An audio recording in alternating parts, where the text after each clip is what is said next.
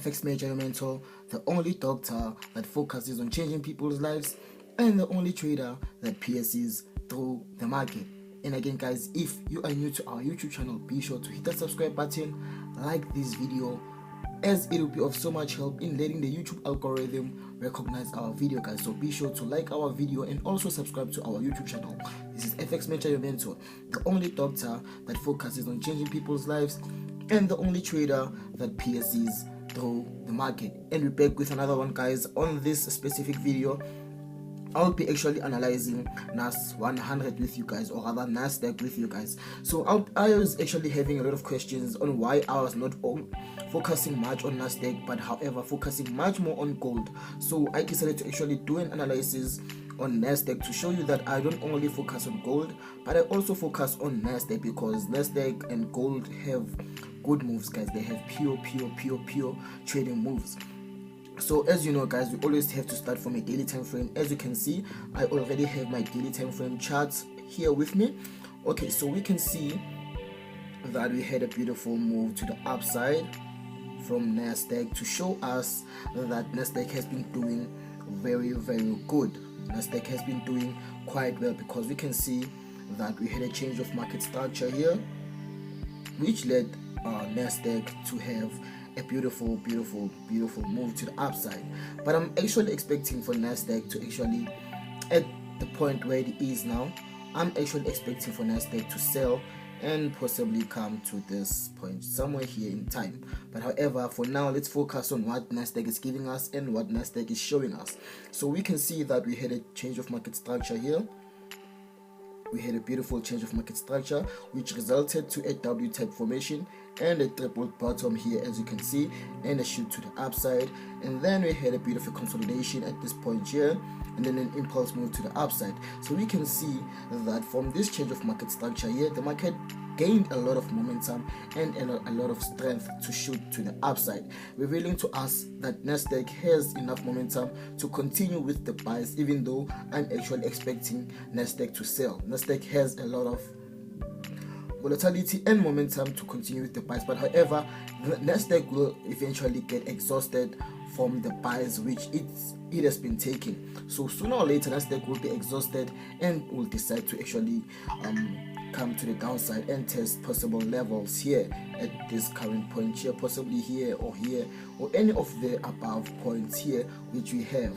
So NASDAQ will get exhausted and come to the downside, which is what I'll be expecting for NASDAQ to do. So from a daily time frame, we can see the overall story of NASDAQ. We can see the overall move of NASDAQ and what NASDAQ did in order to gain enough momentum, which is the momentum that it got was from the triple bottom, which was here, and the W-type formation, which resulted two moves to the upside. So going to a 4-hour time frame, let me go back to a daily time frame. With a daily time frame, I can see the market or the chart much more clear, because I can anticipate until that where NASDAQ will reverse. So at this point here, I'll expect NASDAQ to come to the downside, right? Alright, so since I'll be expecting NASDAQ to come to the downside, I'll expect it to come to this point here and come to this point here. If it does break our level, I'll expect it to come and test our previous level, which was our change of market structure. So on a daily time frame, this is what I'm actually expecting and seeing.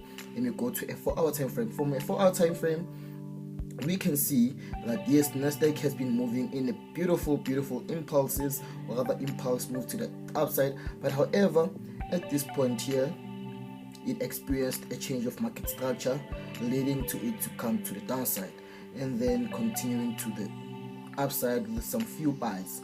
Alright, so we can see that our level here is a much more level which has to be respected, because that's where NASDAQ decided to change direction and come to the downside. So this level here, we have to cater for that level as a level which will be of so much confidence, or rather point which will help us indicate, or rather see, that this point is a respected point and a point which we also have to respect. So let me remove this. Right, so seeing this, we can see that from this point here we are expecting our beautiful sales. All right, so we can see that since we have this change of market structure, which we can possibly see properly on a daily time frame, we can expect that NASDAQ comes to this point here and possibly break this point and come to the downside. But however, if this level is respected, NASDAQ will shoot to the upside. Let me go to a 4-hour time frame. If this level is respected, NASDAQ will shoot to the upside. So this is a possible move from NASDAQ. However, if the market does break this level, we will continue with our sales. Let me shift to a 1-hour time frame. All right, with a 1-hour time frame, we don't have much more proper entry points because of this move which we have here. This, we can see that this is a change of market structure,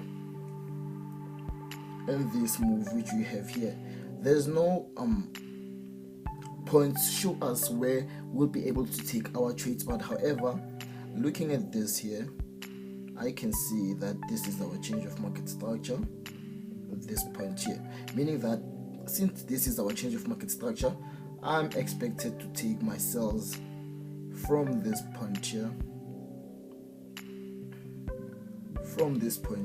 and shoot to the downside, meaning that if I do take my entry points from there, I'll expect the market to come to this point here, meaning that from this level here, which is the current level which we have here, where the market is currently, I'll possibly be taking my trades from there.